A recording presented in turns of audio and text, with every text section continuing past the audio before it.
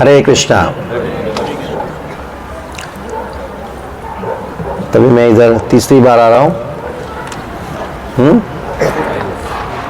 पिछली बार राधाष्टमी में आया था। राधाष्टमी आपको मैं लीला सुनाया था, चमत्कार चंद्रिका से सुनाया था, मुझे याद है। तो आज मैं आपको क्या सुनाऊं, मैं डिसाइड नहीं करूंगा, आप डिसाइड करोगे। मैंने पूछा नहीं ऋत्विक से क्या टॉपिक है, मैं सोचा कि आपसे पूछता हूं। आप जो बोलोगे उसके विषय में बताऊंगा। 5 लोगों को मौका दिया जाएगा, ठीक है? देखते 5 में से पहला कौन है। प्रभु श्री राम। ओ, श्री राम के विषय में, ठीक है। हाँ, प्रभु श्री राम के विषय में, राधा रानी के विषय में, और चैतन्य महाप्रभु विषय में, प्रभु जी महाराज गोलोक धाम के विषय में। हो गया, 5 हो गया। चलो, हाँ, माताओं से कोई टॉपिक ही नहीं है। चलो आपसे भी लेंगे, ठीक है। पहले प्रभु राम के विषय में। रामः रमयताम वरहा। राम शब्द का अर्थ क्या है? रमयताम इति रामपदेनासो परब्रह्म इत्यभिधीयते। राम का नाम राम इसलिए क्योंकि योगिनो रमतेरन्ते सत्यानंद चिदात्मनि इति रामपदेनासो परब्रह्म इत्यभिधीयते। योगिनो रमते रंते अनंते, अनंत आनंद को प्रदान करते हैं।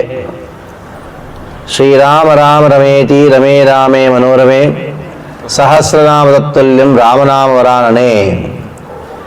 शिवजी ने पार्वती को कहा, राम को राम इसलिए कहा जाता है क्योंकि मनोरमे, मन को आनंद प्रदान करते हैं। क्यों आनंद प्रदान करते हो? तो भगवान है ही, लेकिन फिर भी भगवान रामचंद्र का सद्गुणों का विकास की वजह से, प्रकाश की वजह से सभी लोग राम से प्रेम करते हैं। 17 लाख साल प्राय हो चुका है भगवान रामचंद्र का प्रकट होके, आज भी राम राज चाहते हैं। सब स्त्रियां चाहती है राम जैसे पति हो, सब पिता चाहते राम जैसा पुत्र हो, हाँ, सब लोग चाहते कि राम जैसा भाई हो, लेकिन खुद राम जैसा पुत्र नहीं बनना चाहता, राम जैसा पति नहीं बनना चाहता, राम जैसा मित्र नहीं बनना चाहता। तो ऐसा राम जैसा मित्र चाहिए, लेकिन राम जैसा मित्र नहीं बनूंगा मैं। हाँ, देखो क्या दुष्टता है। तो आपको चाहिए राम राज्य, लेकिन राम के बिना राम राज्य नहीं होगा। तो राम नहीं चाहिए, लेकिन राम राज चाहिए। राम कैसे प्राप्त होंगे? राम भक्ति से प्राप्त होंगे। राम भक्ति नहीं करोगे, जय श्री राम को नारा चलाते रहोगे, दारू पीते रहोगे, ऐसे चले बताओ। हाँ, नशा करते रहोगे, रामायण नहीं पढ़ोगे, राम नाम जप नहीं करोगे, दिन भर सोते रहोगे, रात पर गप्पे मारते रहोगे, टीवी देखते रहोगे, व्यभिचार करते रहोगे, नशा करते रहोगे, बोले जय श्री राम। हाँ, नहीं, अच्छा है, राम का नाम लेने से सुकृति प्राप्त होती है। तो रामचंद्र के नाम, राम का जो नाम है उस रा के द्वारा क्या प्रतिपादित होता है? रकारः अग्निकारका। रा जो है अग्नि बीज है। जैसे रा बोलोगे आपके हृदय में अग्नि प्रकट होगा, और क्या करता है अग्नि? पाप को जला देता है। माँ अमृत बीजम, अमृत की वर्षा जो है हृदय में बरसाता है। माँ बोलते हैं पाप को जलाना, अनिष्ट निवृत्ति, इष्ट प्राप्ति, ये दोनों को प्रदान करने वाला है ये बीज, राम का नाम। तो भगवान रामचंद्र क्यों प्रकट हुए? वो प्रकट होने के पीछे मुख्य कारण यही है, उनको सिखाना था लोगों को भौतिक जीवन कैसे व्यापन किया जाए। बड़े बड़े आध्यात्मिक जीवन की बात करते, भौतिक जीवन में व्यापन नहीं हो रहा आजकल लोगों का। भौतिक जीवन का अर्थ क्या है? संबंध। अगर आप मानो ना मानो, चाहो ना चाहो, तो इस संसार में हमसे अनेकों लोगों के साथ संबंध होता है। एक व्यक्ति के साथ इस प्रकार का संबंध होता है, दूसरे व्यक्ति के साथ ऐसा नहीं होता है। और इस संबंधों को संभाल के चलने के लिए आपको गुणों की आवश्यकता है। आप शक्तिशाली होने मात्र से ये नहीं कह सकते हो कि मैं सुखी हूं। आप धनवान होने मात्र से ये नहीं कह सकते मैं सुखी हूं। और सुख के लिए केवल एकमात्र चीज की आवश्यकता है, आपके अंदर सद्गुण की आवश्यकता है। एक व्यक्ति के पास 4 करोड़ रुपए का बंगला है, 5 गाड़ियां हैं, 10 नौकर है, लेकिन पत्नी से रोज झगड़ा होता है। हाँ। एक दूसरे चेहरा देखना नहीं चाहते, दोनों डाइवोर्स लेना चाहते हैं। बच्चे तो घर से भाग गए, 4 करोड़ का बंगला है, क्या जीवन है उसका? उससे अच्छा है कुटिया है, उसके अंदर प्रेम से पति पत्नी बच्चे रहते हो, संबंध अच्छा। तो भगवान रामचंद्र ने प्रकट होके हम सबको यही सिखाया कि गुणों का विकास करो, दया नामक गुण का विकास करो, क्षमा नामक गुण का विकास करो। क्षमा करो, गलती किया क्षमा करो तो जाने दो, क्षमा किया जाने दो। संबंध को अच्छा बना के रखने के लिए आपको क्षमा करना होगा, दया करना होगा, प्रीति रखना होगा। तो दुर्भाग्यवश क्या है, आजकल लोगों के घर में, हर घर में झगड़ा। क्यों? रामायण नहीं पढ़ते। रामायण का अयोध्या कांड का प्रथम 2 सर्ग है, अयोध्या कांड दूसरा कांड है। ये प्रथम 2 सर्गों में प्रभु रामचंद्र की गुणावली का वर्णन हुआ है। उनमें से एक गुण का उल्लेखन करता हूं, वो है उनकी वाणी कैसी थी। अगर हमारी वाणी अच्छा है तो सब कुछ अच्छा है। प्रभुपाद जी कहते हैं भगवद गीता में एक जगह, जब अर्जुन ने प्रश्न पूछा, चितज्ञश्च का भाषा समधिस्तस्य केशव स्थितति किम प्रभाषेत किमासीत व्रजेत किम। जब ये श्लोक को उच्चारण किया किसने? अर्जुन ने। तो उसकी तात्पर्य में प्रभुपाद जी लिखते हैं कि speech is the most important quality of a man. Bhagavad Gita में भी भगवान ने जो वाणी का जो तपस्या है उसके विषय में उन्होंने कहा, वाणी का तपस्या के विषय में कहा। क्या कहा? अनुद्वेकरम वाक्यम सत्यम वेतम चेत। उसी बात को रामचंद्र के गुणों को वर्णन करते हुए, वाणी के गुणों को वर्णन करते हुए वाल्मीकि जी वर्णन करते हैं। रामचंद्र के जो वाणी में क्या विशेषता थी? 6 विशेषताएं थी। सबसे पहला विशेषता है रामचंद्र की वाणी में पूर्वभाषी च राघवा। पूर्वभाषी, पूर्वभाषी का अर्थ क्या है?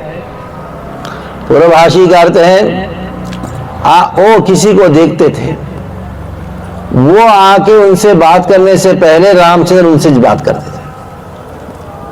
कभी कभी आपको कोई कहता है जरा उनसे बोलो, बात करो ना, उनसे बात करो ना। मैं क्यों बात करूं? उनको बोलो बात करने के लिए। अहंकार वश हम क्या चाहते हैं, मैं बात नहीं करूं, उनको बात करने दो। आजकल शहरों में बड़े बड़े बिल्डिंग होते हैं, 30 माले 40 माले की बिल्डिंग होते हैं। जब लिफ्ट में जाते ना, कभी कभी मैं जाता हूँ, 5-6 लोग रहते हैं, सब लोग ऐसे एक ही बिल्डिंग में रहते हैं, एक दूसरे से बात ही नहीं करता है। क्यों? सबके मन में क्या रहता है, बात में उसको बात करूं, मैं क्यों बात करूं। लेकिन रामचंद्र ऐसा नहीं है। वो सामने से कोई आ रहा है ऐसा, रामचंद्र पहले उनके पास जाएंगे, बोलेंगे सब ठीक ठाक है, पहचान नहीं है तो भी, पहचान नहीं तो भी तुरंत सामने से जाके ये क्या है? पूर्वभाषी। अगर आप चाहते हो आपके जीवन में बहुत सारे मित्र हो, क्या करना चाहिए आपको? पूर्वभाषी होना चाहिए। बस वो आपको देखा भी नहीं, आपने उनको देखा तुरंत उनके पास पहुंच जाओ, मैं खड़ा हूं आने दो, ऐसा नहीं। क्या करना चाहिए? पूर्वभाषी। पूर्व मतलब पहले, वो बोलने से पहले आप जाओ। कोई होता है ना, आपने उनको देखा, वो भी उनको देखा, दोनों पहचानते भी है, उसको आने दो मेरे पास। हाँ बताइए, रामचंद्र स्वयं भगवान है।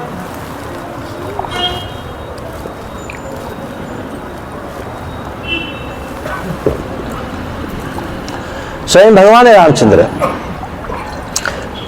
वैसे तो लोग भगवान के पास जाना चाहिए, भगवान लोगों के पास आना चाहिए। राय देखा जाए, हमको भगवान के पास जाना चाहिए, लेकिन भगवान रामचंद्र इतने अद्भुत गुणों से सुसंपन्न है कि वो आते हैं। छोटा बच्चा है, उनके पास जाएंगे, बेटा सब ठीक है। कल मैं उनका स्मरण कर रहा था, मुझे कहा गया था राम के विषय में कहो। आपने सुना, वीडियो सुना, देखा? कल मैं फ्लैग होइस्टिंग था ना, ध्वजारोहण था पार्थसारथी मंदिर में, मुझे बुलाया था कुछ बोलने के लिए। मैंने उन्हें कहा कि प्रभु राम के विषय में कहिए। मैंने कहा मेरे लिए तो राम तो श्री गोपाल उसको स्वयं महाराज है।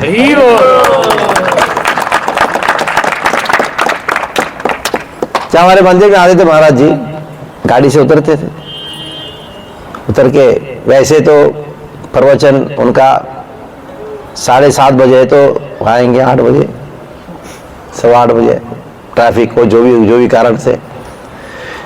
बाद में उनको स्वागत करने के लिए लोग जाते हैं। अभी प्रवचन में ऑलरेडी लेट है, मैं बोलता हूँ महाराज जी थोड़ा टाइम हो गया, प्रवचन का टाइम हो गया। वो हंस के जो भी उनको स्वागत करेंगे सबसे मिलने जाएंगे। महाराज जी ऐसा मुझे रोकते थे, रोक के जाएंगे उनसे मिलने के, इनसे मिल के उनको खाली 2 मिनट का रास्ता जो है उनको कम से कम 20-25 मिनट लगता है। खुद सामने जाके तब हार जाते थे, जो कर रहे हैं।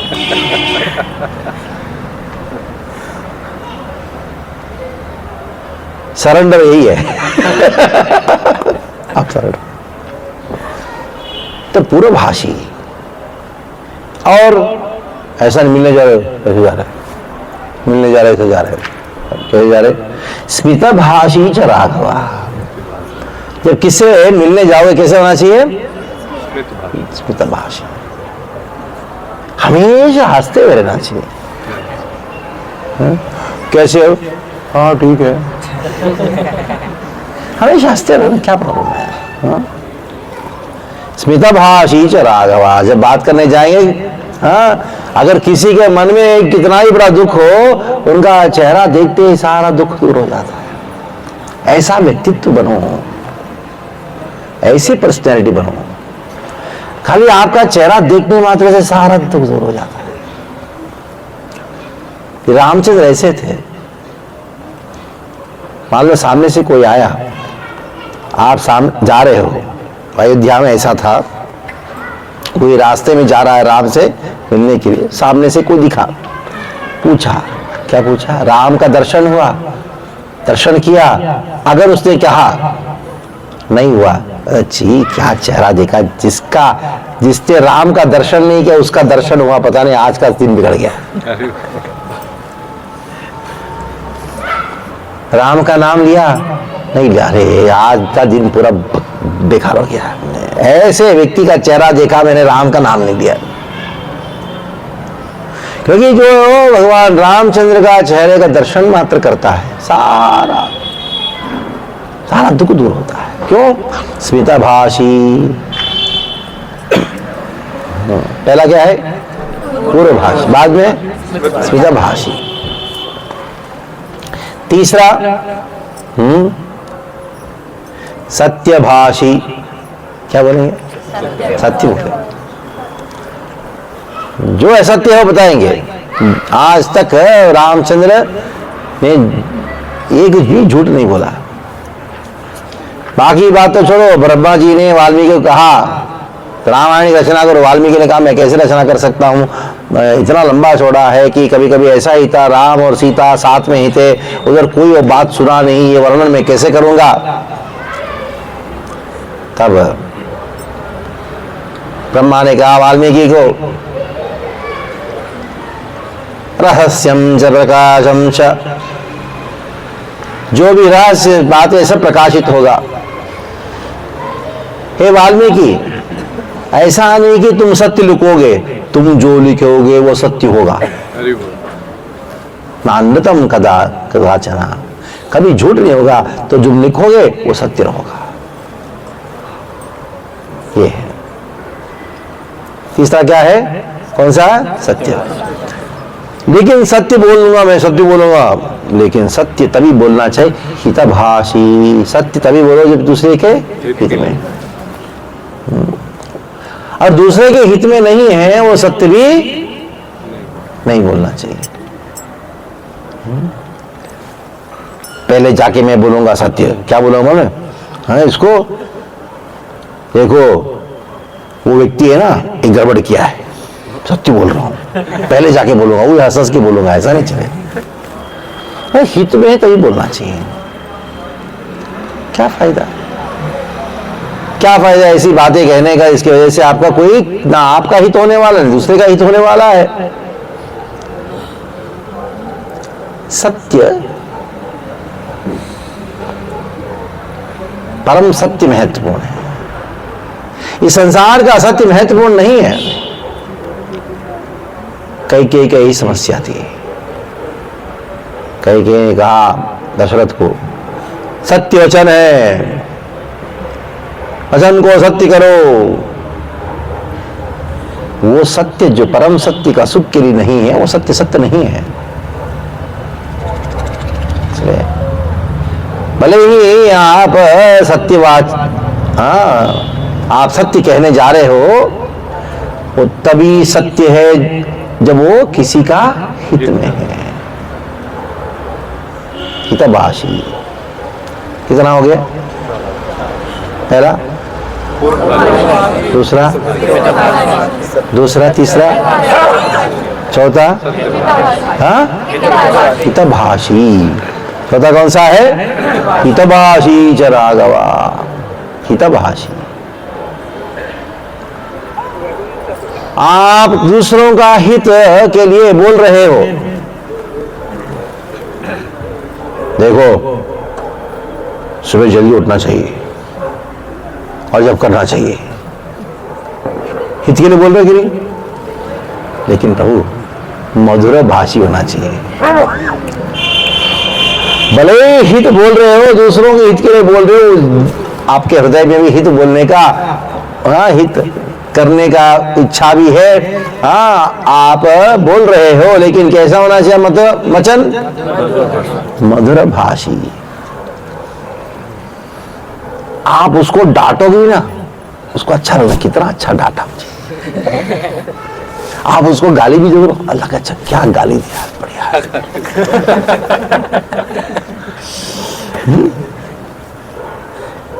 ये ऐसे होना चाहिए। क्या होना चाहिए? मधुर भाषी। वहां मुंह में है शक्कर डालो या गुड़ डालो, घी डालो और बात करो, या रसगुल्ला डालो।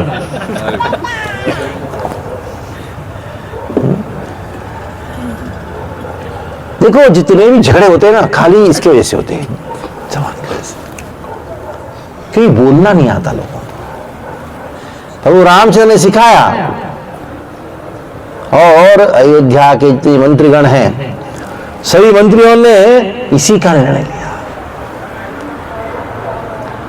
यही निर्णय लिया, राम को हमको राजा बनाना है। दशरथ सुनो, तुम्हारे जो पुत्र राम है, हमारा युवराज, अभी भाई राजा बनने वाले हैं राम, वो उनके अंदर क्या क्या गुण है सुनो। तो कितने हो गए? 5 हो गए। बताइए, पहला, दूसरा, तीसरा, चौथा, 5वां, अभी छठा सुनो। बोलने का मौका मिला तो धाड़ धाड़ धाड़ बोलते बोलते सब लोग थक गए। कब बंद करोगे भाई? मितभाषी क्या होना चाहिए?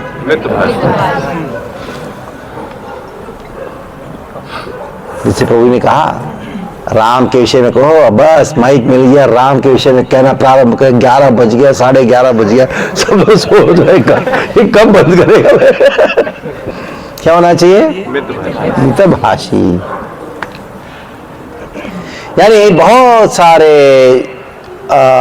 अर्थ को कम शब्दों में व्यक्त करना, उसको क्या कहा गया है? ऐसा नहीं कि बोलना प्रारंभ किया तो उसका फुल स्टॉप ही नहीं है। इतना लंबा लंबा लंबा लंबा सेंटेंस बोलते बोलते बोलते बोलते जो बोला वो रिपीट करते हुए अंततः कहाँ शुरू किया, कहाँ एंड किया, क्या आपको ही कंफ्यूज हो।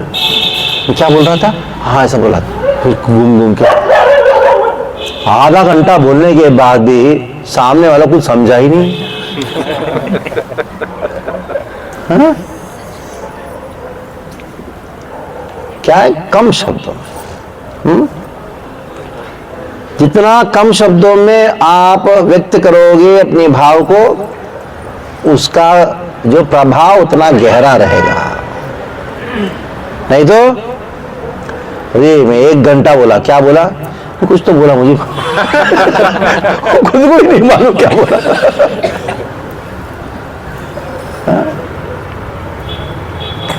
सीखना चाहिए, बोलना सीखना चाहिए। तो रामचंद्र के वचन ऐसे थे, लोग उनके मुख से उत्पन्न वचन को सुन के मुग्ध हो जाते थे, क्योंकि पास वचन बोलने की एक हनुमान के साथ रामचंद्र का मुलाकात हुआ पहली बार किष्किंधा में, हम्पी में। सुग्रीव ने भेजा था हनुमान को, जाओ ब्राह्मण का रूप धारण करके जाओ। ये कौन है? वनवासी जैसे देश है, लेकिन शरीर तो क्षत्रिय जैसा शरीर है, जाओ। हनुमान रामचंद्र से कुछ बातें कहते हैं। रामचंद्र को मालूम नहीं कौन है। रामचंद्र हनुमान से बात करने से पहले लक्ष्मण को कहते हैं, हे लक्ष्मण, ये दिखता वानर जैसा है लेकिन साधारण नहीं। जिसने चारों वेद का अध्ययन नहीं किया हो वो व्यक्ति इस प्रकार बात नहीं कर सकता। इसका अर्थ क्या है? चारों वेदों के ज्ञाता है। जो 6 वेदांगों का अध्ययन नहीं किया हो वो व्यक्ति इस प्रकार बात नहीं कर सकता। जिनके हृदय में अद्भुत अद्भुत गुण नहीं है, सद्गुण नहीं है, तब तक किस प्रकार का बात नहीं कर सकता। यानी रामचंद्र ने हनुमान के साथ जब पहला उनका मुलाकात हुआ लीला के अंतर्गत, सबसे पहला हनुमान जी के अंदर कौन सा गुण को उन्होंने सराहना किया? वाणी।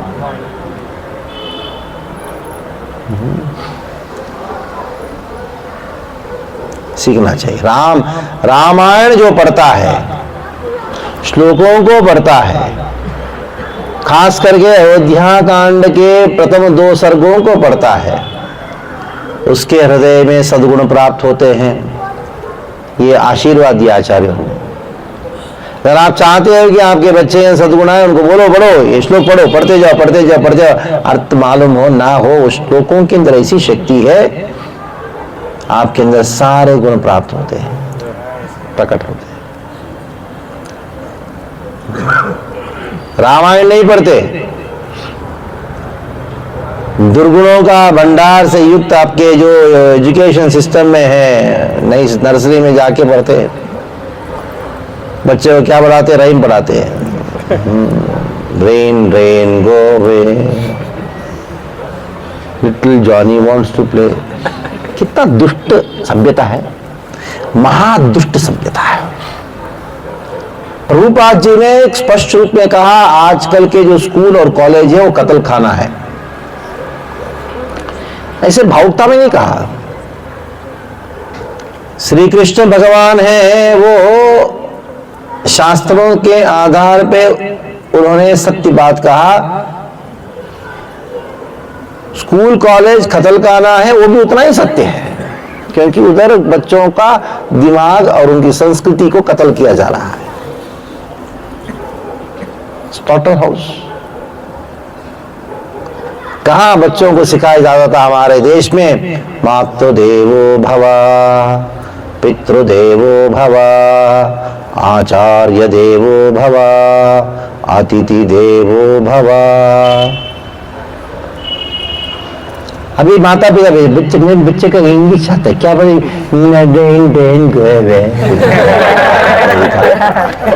काले वर्षतु पर्जन्या पृथ्वी सस्यशालिनी हो कोयम शोभरहितो। ये मंत्र का उच्चारण होता है। क्या प्रार्थना है?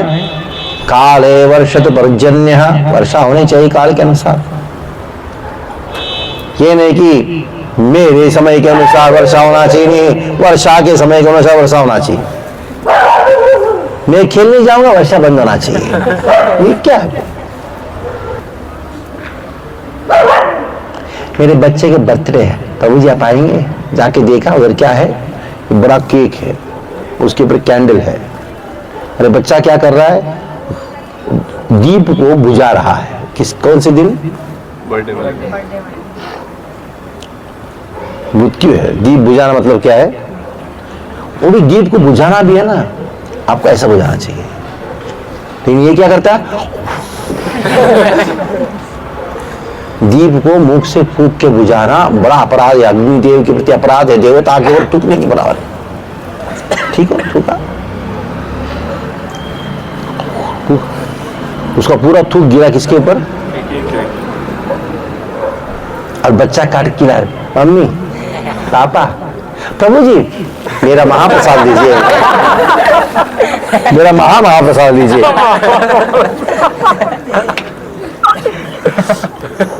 कभी भी ऐसा किया ना, आज के दिन शाप देके जा रहा हूं। अपने बच्चों का ऐसा मना है ना, ये सुनने के बाद भी घोर अंधता में जाओगे। ठीक है, ये मत करने से, फालतू चीजें मत करना, क्या जरूरत है? इसलिए उसको बोलना नहीं आता, क्या करना नहीं आता, क्योंकि ऐसी असभ्य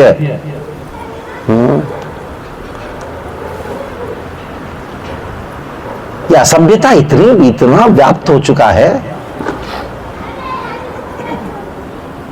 ये आंग्ल प्रवृत्ति, जो हमारा संस्कृति पता नहीं क्या है वो चीज, ऐसा फैल चुका है। आज हमारा नया साल है, लेकिन एक भी मैसेज नहीं आता। लेकिन 31st नाइट को सुबह मोबाइल में भर जाते हैं, happy new year, happy new year, happy new year.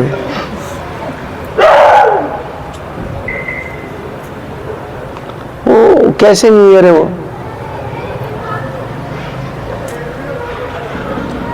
आपको इधर कहा था ना एक बार, याद है? याद है? मुझे याद है, मैंने कहा था करके। जनवरी, फरवरी, मार्च, अप्रैल, मई, जून, जुलाई, अगस्त, सितंबर। सितंबर कौन सा शब्द के ऊपर आधारित है? सेप्टा। सेप्टा का अर्थ क्या है? 7। सितंबर कौन सा महीना होता है? क्यों? सेप्टा का अर्थ है 7, 9 क्यों लिखते हो?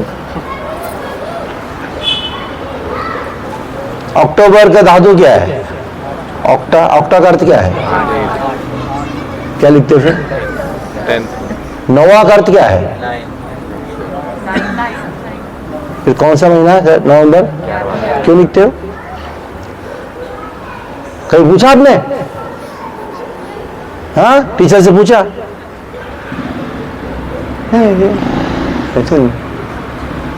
दिसंबर। 10 ना, तो 12 क्यों लिखते? क्योंकि सारा विश्व का सारे विश्व में न्यू ईयर आज के दिन ही था। न्यू ईयर आज के दिन ही था। तो अगर आज के दिन न्यू ईयर हुए तो सितंबर 7वां महीना हो गया कि नहीं? अक्टूबर 8वां महीना हो गया कि नहीं? हाँ।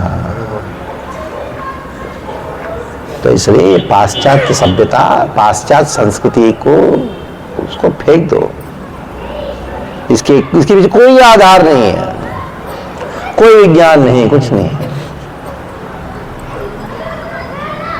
आज वास्तविकता में हैप्पी न्यू ईयर है।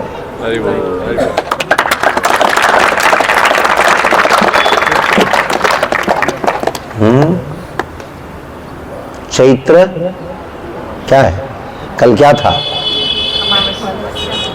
कौन सा पक्ष चल रहा है अभी? शुक्ल पक्ष है। चैत्र शुक्ल प्रतिपदा, ये हमारा युग आदि है। इसलिए आज का दिन क्या है? उगादि। कितने लोग बनाए उगादि आज? सब बनाए? विश किया था, सबको विश किया। कोई मनाता नहीं आपके? कोई नहीं मनाया? कैसे मनाते हो? फैमिली ट्रेडिशन के हिसाब से। हाँ प्लेट बना उसमें स्टेटस लगा। हाँ, सबको मैसेज भेजा? ठीक है, अच्छा, वेरी गुड। कुछ तो किया कम से कम। उगादि। विश्ववसु नाम संवत्सर। संवत्सर क्या है? विश्ववसु, विश्वावसु नाम संवत्सर। क्रोड़ी नाम संवत्सर समाप्त हो गया, अभी विश्वावसु नाम संवत्सर प्राप्त शुरू हुआ, प्रारंभ हुआ। और विश्वावसु जो है कृष्ण का एक नाम है। क्रोधी वो भी कृष्ण का नाम है। क्रोधकृत क्रोधी। अभी विश्वावसु नाम संवत्सर, विश्वावसु कृष्ण का एक नाम है। अर्थ क्या है उसका? विश्वावसु, विश्वावसु का अर्थ क्या है? सारे विश्व में हर जगह हर कण में निवास करने वाले हैं। वो कौन है? वो कृष्ण। ये विश्वावसु हर जगह व्याप्त भगवान स्वरूप। वासुदेवः सर्वः इति विश्वावसु। इसके वजह से ईशावास्यमिदं सर्वं यत्किंचित् जगत्यां। ईशावास्यमिदं सर्वम, इदं सर्वम हर जगह व्याप्त है, हर जगह निवास करते हैं। इसकी वजह से कृष्ण का एक नाम क्या है? विश्वावसु। इसके वजह से सारा विश्व उनका वसु यानी कृष्ण का संपत्ति है।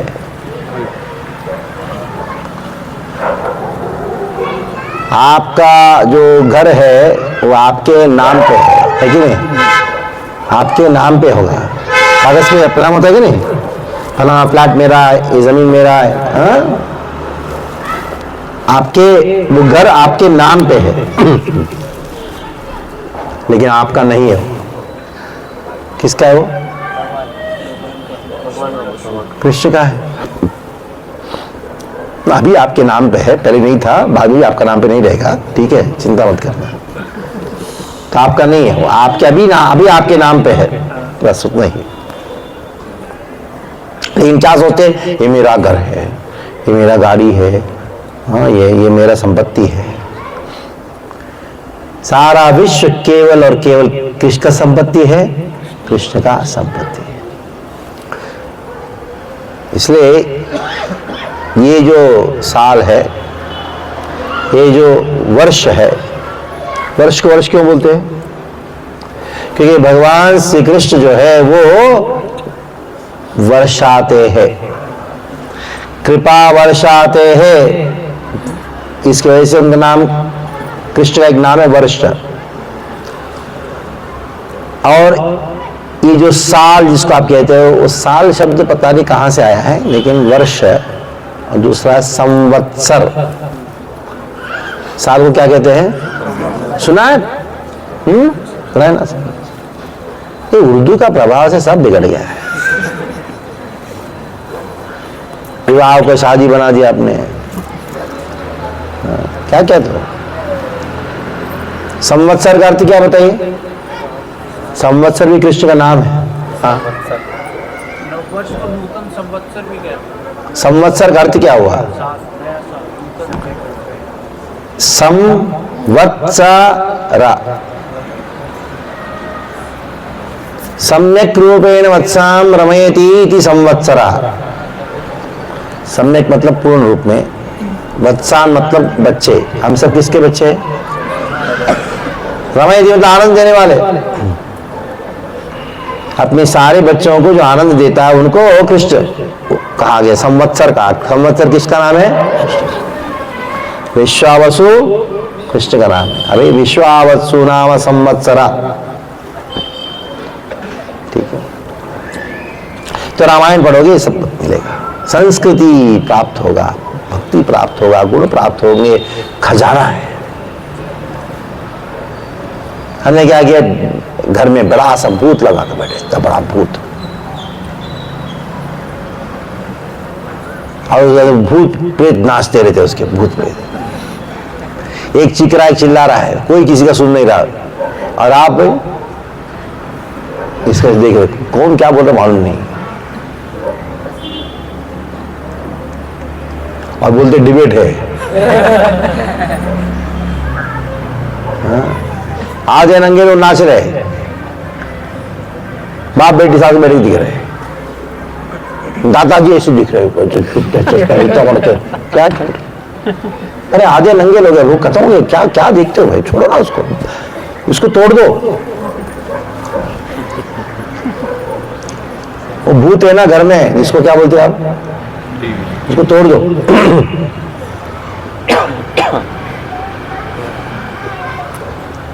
क्या है? रामायण पढ़ो, सारे सद्गुण प्राप्त होंगे। आपके घर की सारी समस्या समाधान हो जाएगी। सद्गुण आएगा तो सारी समस्या समाधान।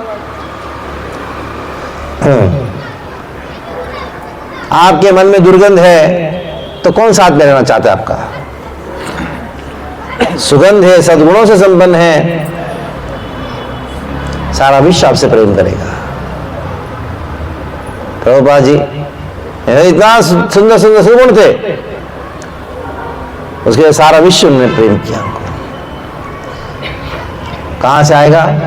रामायण पढ़ने से आएगा। भगवान रामचंद्र प्रकट हुए वेद वेद्ये परे पुंसी जाते दशरथात्मजे। वेदः प्राचीन सादासी साक्षात रामायणात्मना।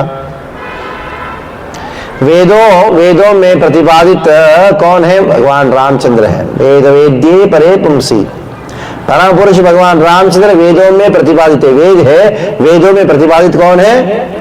राम भगवान। अभी वो इस संसार में अवतरित हुए, दशरथात्मजे, दशरथ के पुत्र के रूप में वो अवतरित हुए।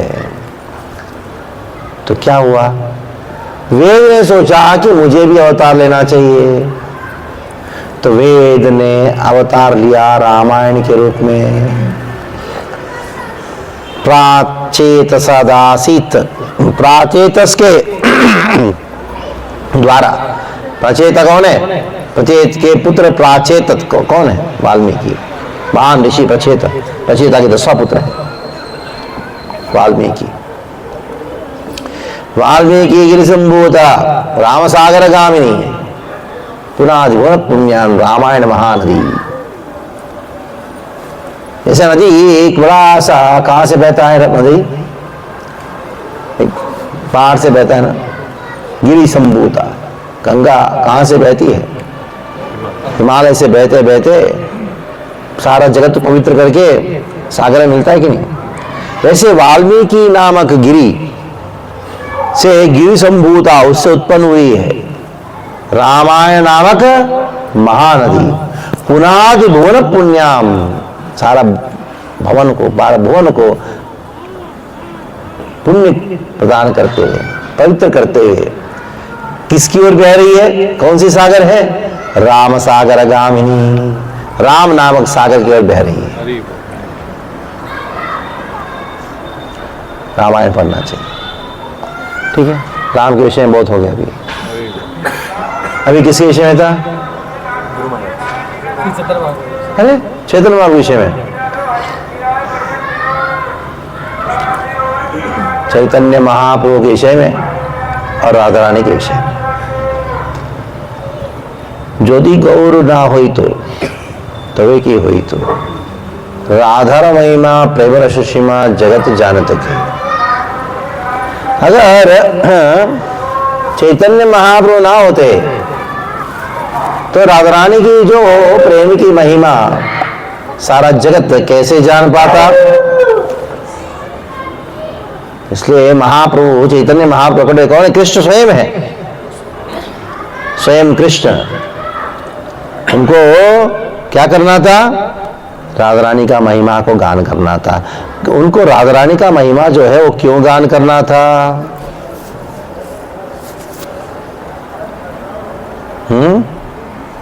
क्यों गान करना था राधा रानी की महिमा को? क्योंकि कृष्ण ने क्या कहा भगवद गीता में? क्या कहा गीता में? ये था माम प्रपद्यन्ते ताम सतैव भजा। जैसे मेरे साथ कोई व्यवहार करता, मैं भी उनके साथ ऐसे व्यवहार करता हूं, क्या कि नहीं? अगर कोई मेरी ओर एक कदम आता है तो मैं भी क्या करूंगा? उनकी ओर 10 कहा है? ये था माम प्रपद्यन्ते, 10 कहीं लिखा नहीं है, आप बोलते हो बस, क्या करें आशा लेके। अगर आप कृष्ण को एक कदम रखोगे, कृष्ण क्या करेंगे? एक ही कदम रखेंगे, ठीक है। अगर आप कृष्ण को 10 कदम रखेंगे तो कृष्ण क्या करेंगे? 10 कदम रखेंगे। आप कृष्ण के लिए चाय छोड़ेंगे तो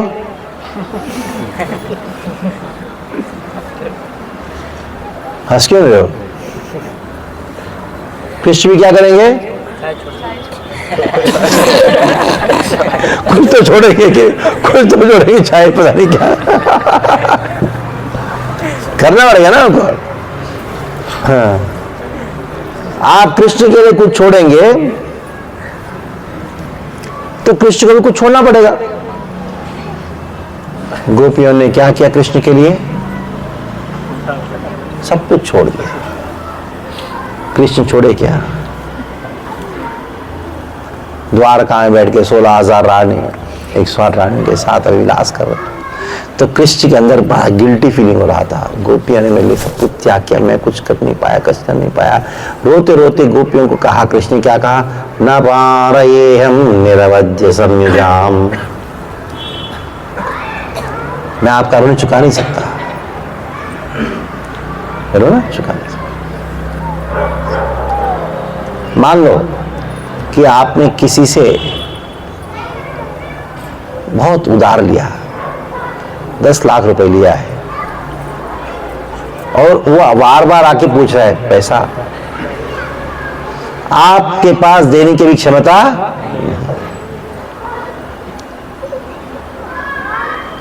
आप उनका ऋण चुका नहीं सकते, उसको भी मालूम है, आपको भी मालूम है, फिर भी वो आ रहा है आपसे पैसा मांगने आ रहा है। उनको कैसे संतुष्ट करोगे बताओ? आप ऋण चुका नहीं सकते, लेकिन चुकाने का प्रयास करने मात्र से वो क्या लगता है? दिल पिघल जाता है। प्रयास तो करो, थोड़ा बहुत देता अगले महीने 500 रुपये मिला, 5 तो देखता है ये तो बड़ा संघर्ष कर रहा है चुकाने। वो क्या कहता है? ठीक है रख लो, जब मिलेगा ना दे देना। अगर आप बोलोगे फोन ही नहीं उठाओगे तो ऐसा चलो उसको गुंडे रखा था उसके पीछे, ठीक है। तो ऋण चुका नहीं सकते तो क्या करो? प्रयास। तो कृष्ण ने सोचा मैं तो ऋण चुका नहीं सकता, क्या करूंगा मैं? गोपियों का ऋण, राधा रानी का ऋण चुका नहीं सकता, लेकिन क्या करूंगा? कैसे प्रयास करूं? ऋण चुकाने का प्रयास कैसे करूं? तो गोपियों का हृदय में, राधा रानी के हृदय में जो मेरे प्रति जो प्रेम की जो महिमा है उसको गान करूंगा गली गली में भटकते भटकते। इसलिए कृष्ण क्या किए? गौरंग महाप्रभु रूप में आके क्या किया उन्होंने? बताओ। राधा रानी का प्रेम की महिमा को गान किया। इसलिए वासुकोश करके बड़े आचार्य हुए, उन्होंने एक बड़ा सुंदर भजन गाया। उस भजन में क्या गाया उन्होंने? यदि गौर ना होई तो, अगर चैतन्य महाप्रभु ना होते हमारा क्या होता? राधा महिमा, राधा रानी का महिमा जो है जगत जानत के, जगत कैसे जान पाता? राधा रानी जो है का महिमा क्या हुआ? प्रेम, प्रेम शशिमा, प्रेम का जो शशि है वो कैसे जान पाता? इसी तरह विषय में किसने कहा? राधा रानी विषय को कौन कहा? गायब हो गए। राम के विषय में सुन के इतना भाव आ गया उनको, अभ्यास करने गए 6 चीजें। क्या है वो? क्या? पूर्वभाषी, स्मितभाषी, सत्यभाषी, हितभाषी, मधुरभाषी, ये अभ्यास करने गए। ये ग्रुप तो पूरा IGF तो एकदम आपका याद कर लिया।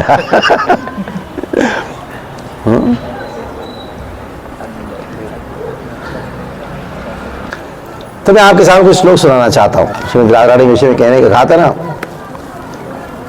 राधा पार्थसारथी मंदिर में बड़ा उत्सव चल रहा है अभी, मालूम है? हाँ, क्या उत्सव चल रहा है? 27 एनिवर्सरी के अंतर्गत, 27वां एनिवर्सरी के अंतर्गत क्या चल रहा है? नौका विहार चल रहा है। आप भी कर रहे हो नौका विहार?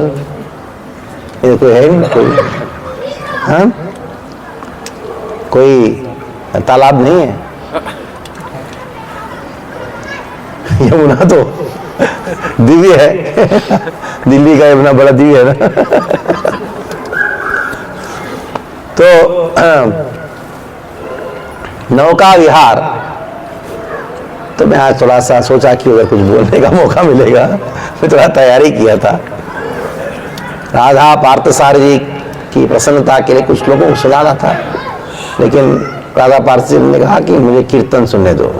कीर्तन चल रहा था, अच्छा कीर्तन चल रहा था। अच्छा कोयल का सुंदर मधुर कीर्तन चल रहा है। तुम्हारा कौवे का आवाज नहीं सुनना है मुझे। तुम जाओ साईसाबाद जाओ, साईसाबाद क्या बोलते? साई बाबा, साई बाबा जाओ, उधर काव काव करना। ठीक है। कर देते। रूप गोसाई पाद ने ग्रंथ का रचना किया। उनमें से कुछ लोग उन्होंने रचना किया, कुछ लोगों ने संग्रह किया। उस ग्रंथ का नाम है पद्यावली। पद्यावली में से कुछ लोगों को सुनाऊंगा। नौका विहार के लीलाओं को वर्णन करने वाले कुछ श्लोक है। उसमें राधा रानी की महिमा भी आ गया और कृष्ण की महिमा भी आ गया, मधुरिमा भी आ गया, इन दोनों के बीच में प्रेम की मधुरिमा भी आ गया। नौका विहार तो स्मरण करो। आप गए कि पार्थसारथी मंदिर गए? पीछे तालाब है ना, गए कभी? हाँ, स्मरण करो। अच्छा लाइट है, फूल वूल लगा, बहुत बड़ा कीर्तन चल रहा है और नौका विहार चल रहा है। यही नौका विहार भगवान श्री कृष्ण व्रज में अनेकों स्थानों में करते हैं, लेकिन मुख्यतः यमुना में करते कभी, और कभी मानसी गंगा में करते हैं। यमुना में राजघाट में लीला चलती है, उसका वर्णन रूप गोसाई पाद श्लोकों के संग्रह के द्वारा करते हैं। कुरुवारम यमुनाया मुहुरिधि गोपिबे उत्करा आहूता तरितट कपटशाल्युर द्विगुणालस्यो हरिर्जयति। तो राधा रानी गोपियों ने कहा कृष्ण को, क्या क्या कहा कृष्ण को, हे कृष्ण यमुना के उस पार लेके जाओ उनको। कृष्ण नाव में ऐसे बैठे, शांत है बैठे हुए, आंख बंद करके ऐसे बैठे, और गोपियां बोल रहे कृष्ण को, कृष्ण हमको पार कराओ। गोपियां चिल्लाए जोर से, सुनाई नहीं पड़ता तुमको, हम सब खड़े, नाव चलाओ।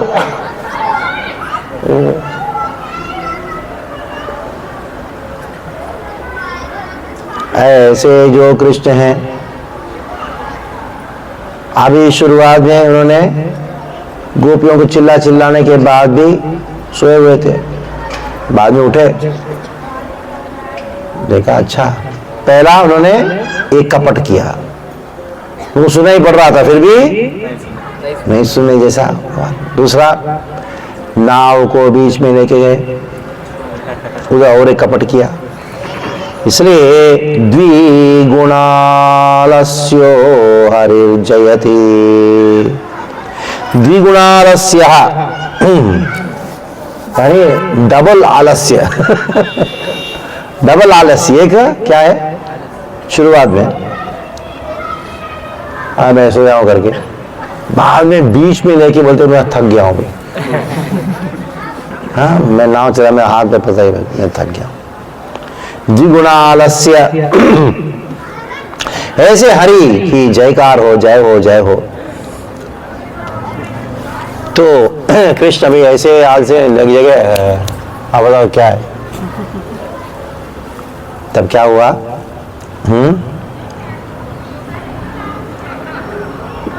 कृष्ण ने कहा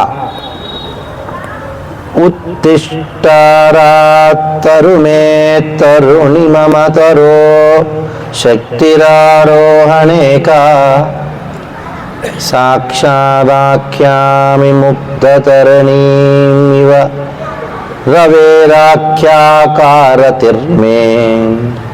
वातेयं नो प्रसंगे कथमपि भविता नावयो संगमार्था वार्तापीति स्मिताशयं जितगिरम् अजितं राधया राधयामि। तो कृष्ण ने कहा हे राधे आओ, तरी, मेरे तरी यानी नाव का और एक अर्थ है पर्याय पद तरी, मेरे तरी के ऊपर तुम्हारे चरण कमलों को रखो। राधा ने कहा देखो मैं पेड़ में नहीं चढ़ सकती हूं, कि तरी का और एक अर्थ है पेड़, तरु। तो कृष्ण ने कहा हे राधे, मैं तरी का अर्थ है ये नाव, इसलिए मैं तुमसे वापस प्रार्थना करता हूं। तरी का अर्थ तरुण वृक्ष नहीं है, तरणी, ये तरणी है, नाव का और एक नाम क्या है, तरणी है। इस तरणी के ऊपर चढ़ो। राधा ने कहा क्या कह रहे हो, तुम पगला गए हो क्या, मैं क्या जाऊंगी सूर्य के पास, कि सूर्य का अनेकों नामों में एक नाम है तरणी। तो कृष्ण ने कहा हे राधे, मैंने जब तरणी कहा मैं सूर्य को इंगित नहीं कर रहा हूं, तरणी का अर्थ है ये नौ।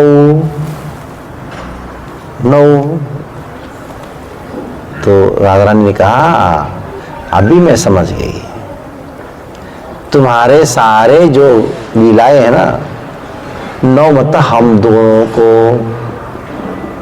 साथ में लाने के लिए तुमने बातें की। तो ऐसे जो कृष्ण को मैं प्रणाम करता हूं, जिन्होंने राधा रानी का इन हास्य परिहास वाले वचनों को सुन के वो राधा रानी के द्वारा वो पराजित हुए। ऐसे पराजित हुए कृष्ण जो है उनको मैं आराधना करता हूं। कैसे पराजित हुए कृष्ण? राधा रानी के जो पंस, पन कहते, एक ही शब्द जो उसको दो अर्थ होता है। वचन शक्ति या वचनों के जो खेल है, शब्दों का खेल में राधा रानी जीत गई है, राधा रानी के सामने कृष्ण पराजित हुए। ऐसे कृष्ण का आराधना करता हूं। कहाँ हुआ? अभी नाव में बैठे नहीं है।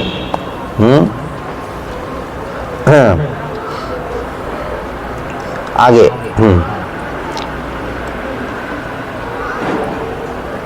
राधा रानी कहती है, मुक्ता तरंग निवहे न पतंग पुत्री नव्या च नौरिति वचस्तव तत्यमेव शंकत निधानमिदमेव ममाति मात्रम् त्वं चांचलो यदि हमागवनाभिकोसी।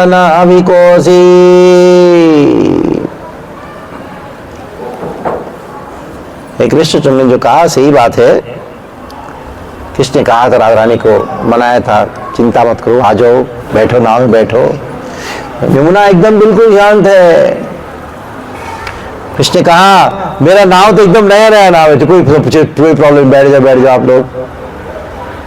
राधा रानी कहती, ये सही बात है कृष्ण।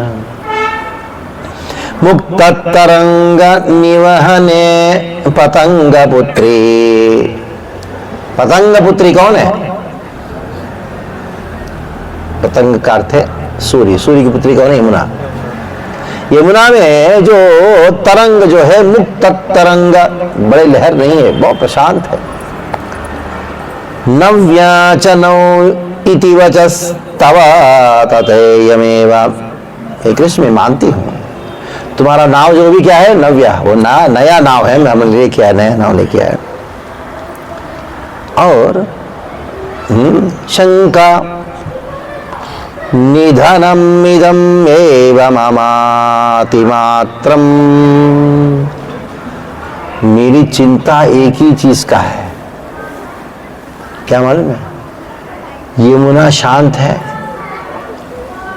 कोई लहर नहीं, बहुत अच्छा है, कोई समस्या नहीं, उससे कोई चिंता नहीं है। और नाव भी नया है, लेकिन मुझे टेंशन किस बात का हो रहा है मालूम है? ये नाव का नाविक जो है ना, वो चंचल है।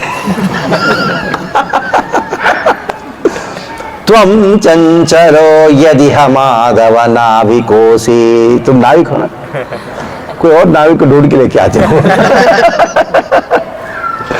बोर्ड भी बराबर है और ये यमुना भी अच्छा है, लेकिन गड़बड़ तुम्हारा है। पता नहीं तुम कुछ क्या कर देगा बीच में, नाव कैसे चलाएगा, कैसे। हाँ, ये चंचल है। हाँ, कभी इधर घुमाएगा, इधर घुमाएगा, डूब गया तो। हाँ, रुको, साईं ने खुद लिखा है इस श्लोक को।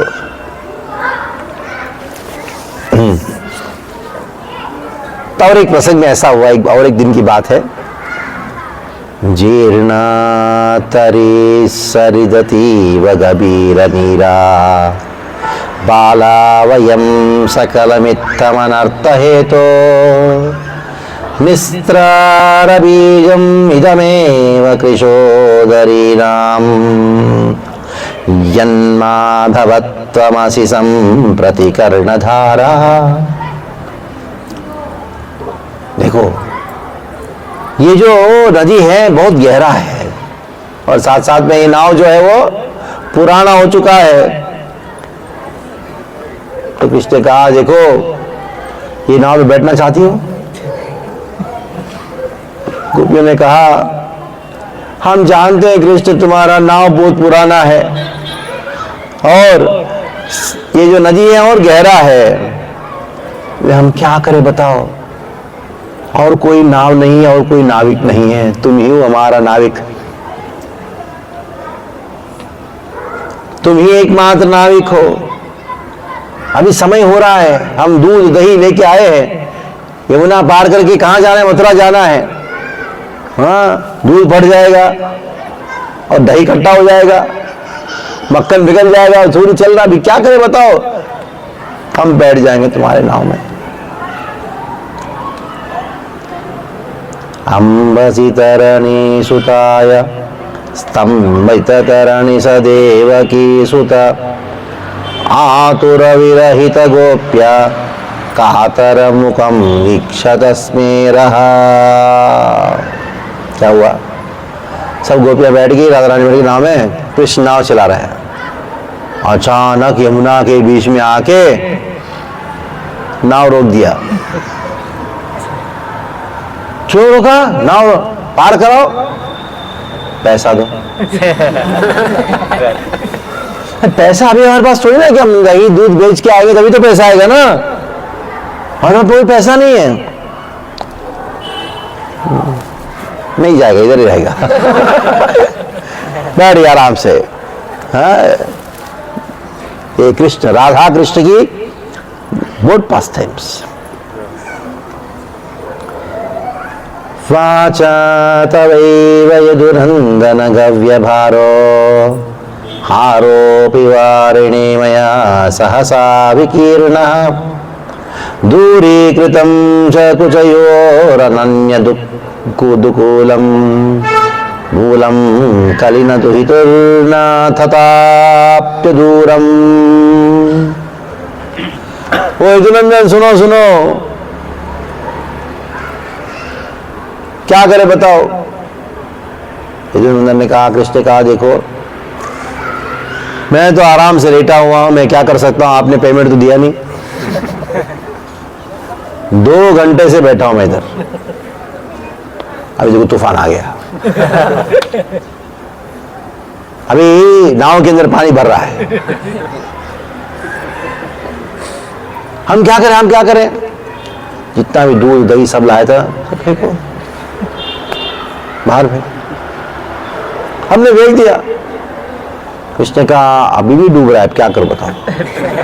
जितने आभूषण है, गहने सब है, सब फेंको। हे कृष्ण, हमने सब कुछ विना विसर्जन कर दिया। चलाओ ना, अभी तो चलाओ ना नाव, तट बहुत दूर है, जल्दी करो जल्दी करो। तब पयत्पूरेर्पूर्णा सपदिगत घूर्णा च प्रवर्णे पवने गभीरे कालिंदी पयसि तरेर्येष प्रविशति अहो मे दुर्दैवं परम कुतुकाकान्तहृदयो हरेर्वारं वारं तथापि करतालीं रचयति। घरे गोपियां और घबराहट उत्पन्न कर रहे। कृष्ण क्या कर रहे? वो नाव में बैठे एक कोने में ना, उसके ऐसा ऐसा ऐसा करके पूरा ऐसा कर रहे। अब ये घबरा है, कोई करने से क्या हुआ? और पानी अंदर भर रहा है और डूबने की अवस्था में आ गई। गोपियां कहती, राधा रानी कहती, कैसे पता नहीं आज का क्या भारत का क्या कर्म, क्या पता नहीं कौन सा पाप किया था। हाँ? ऐसी अवस्था में मैं घबरा के बैठी हूं। हम सब घबराहट, डूबने की घबराहट में हैं। ये कृष्ण कितना दुष्ट है देखो। हरिं वारं वारं तदपि करतालीं रचयति। बार बार कृष्ण क्या करता है? अपने हाथ को हाँ मेरे कंधे को ऐसे ऐसे करता है। ये पता नहीं क्या दुष्ट कृष्ण देखो। इसको सांत्वना देना चाहिए, हम परेशान हैं ऑलरेडी, और ये क्या करता है? ये हमारे शरीर को स्पर्श करता है बार बार।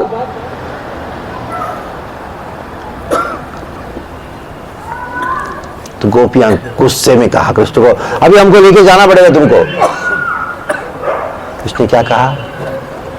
पानी सेचन विदो मम नैव पानी। अभी तक पानी सेचन मतलब मैं वो कर रहा था। हाँ, करते करते करते मैं थक गया हूं। अरे मेरा हाथ उठ ही नहीं रहा है। हाँ, क्यों? विश्रम्यथा तथापि ते परिहानवाणी। थक गया, हाथ तो उठ ही नहीं रहा है, तो मुझे विश्रांति चाहिए। वैसे तो मुझे विश्रांति मिलने वाला नहीं है, इसलिए क्या करो आप लोग, क्या करना चाहिए? हाँ, परिहासवाणी। हाँ, नाव में चढ़ने से पहले क्या बोली थी? हाँ, मैं बोल रहा था नाव में चढ़ो, आकाश कैसे जाऊंगे, सूर्य के पास कैसे जाऊंगी, बड़े बड़े बातें किया था ना, परिहास किया था ना। अभी हम यमुना के बीच में है, हाँ, मैं ऐसे आराम से बैठा हूं, मेरा हाथ उठ ही नहीं रहा है, अभी परिहास करो, अभी परिहास करो। जीवामि चेत पुनरहम। तो ये राधा रानी इस बात को सुन के, कृष्ण जीवामि चेत, अगर मैं जीवित रही अगली बार ये नाव में कभी नहीं चढ़ूंगी। जीवामि चेत पुनरहम न तदा कदापि, कदापि कभी भी, पुनरहम, हाँ, कृष्ण त्वदीय तरणो चरणो ददामि, मेरे चरण को इस नाव के ऊपर कभी नहीं रखूं। गोपी को, और एक गोपी को कहती है, इदमुद्दिश्य वयसः स्वसमाहित दैवतं नमत यमुनैव जानुदग्नि भवतु नवा नाविकोस्तु परः। गोपी देखो, आज हम यमुना से प्रार्थना करेंगे। हाँ, देखो, ये जो दुष्ट है ना, इसको नाविक के रूप में कभी रखेंगे। हे यमुना, और एक नाविक को भेजो ना, ये बहुत परेशान कर रहे हैं हमको।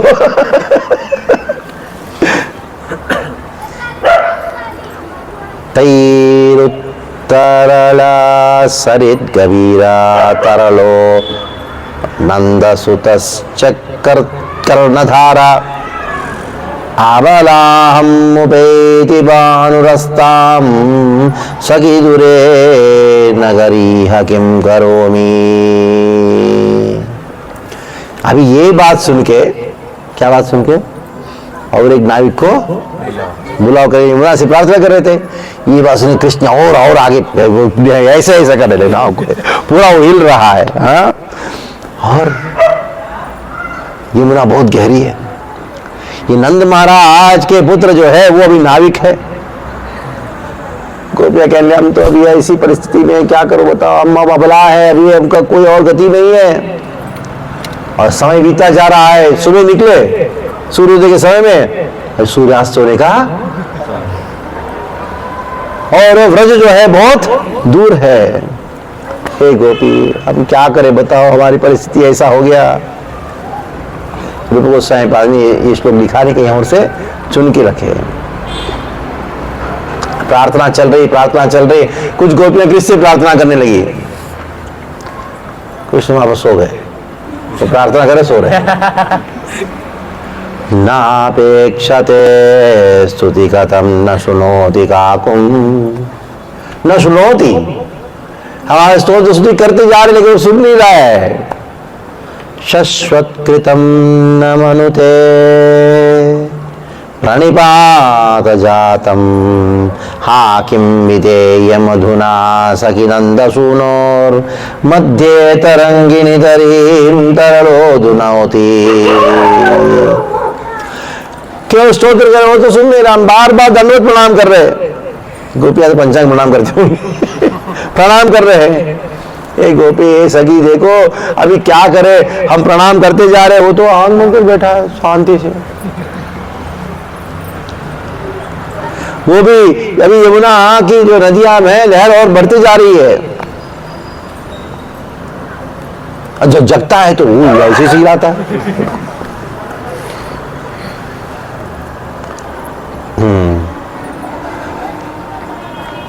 ये गोपी ने कहा, हमको डर लग रहा है, ये तो शांति से बैठा है, कोई सोता है कभी आई ऐसी रहता है, ये तो क्या हो क्या रहा है, है?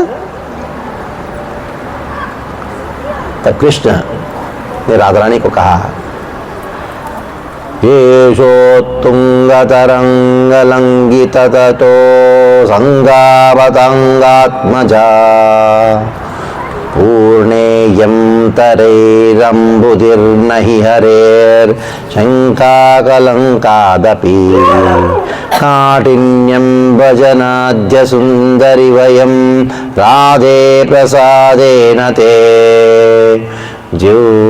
जीवामस्फुटमातरिगिरि द्रोणी विनोदोत्सवम्। देखो कृष्ण ने कहा, हे गोपियां, हे राधे सुनो, इतना मेरे ऊपर रुष्ट बात मत करो।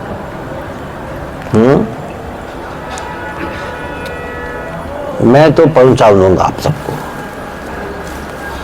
लेकिन एक वचन दो। मैं जानता हूं तुम्हारे पास पैसा नहीं देने के लिए, एक वचन देना पड़ेगा, मुझे पेमेंट देना पड़ेगा। और मैंने कहा क्या देना पड़ेगा? जो भी दे, सब देने के तैयार हो, कुछ इधर से लेके जाओ। क्या है पेमेंट मालूम है?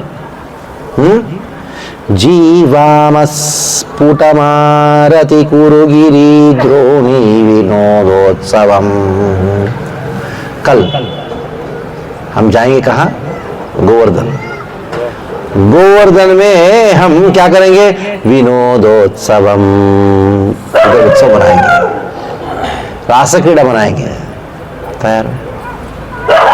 यही पेमेंट चाहिए। या आखिरी श्लोक सुनाता हूं।